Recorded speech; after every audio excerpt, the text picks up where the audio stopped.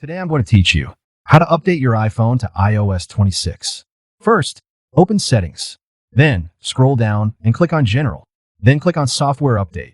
Then click on Update Now option present near the bottom of the screen. Then follow the further steps. Things to keep in mind before updating iPhone.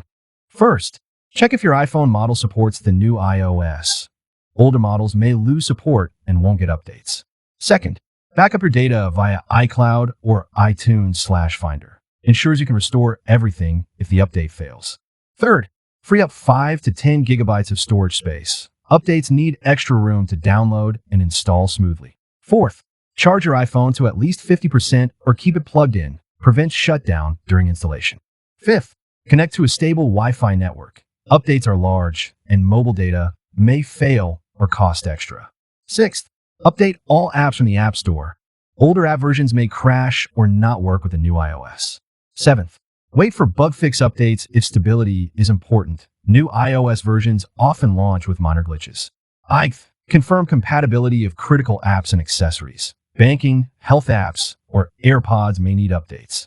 Ninth, review the new features and UI changes. Some settings or layouts may look and work differently. 10th, save important passwords and notes securely, just in case iCloud keychain or notes sync has issues.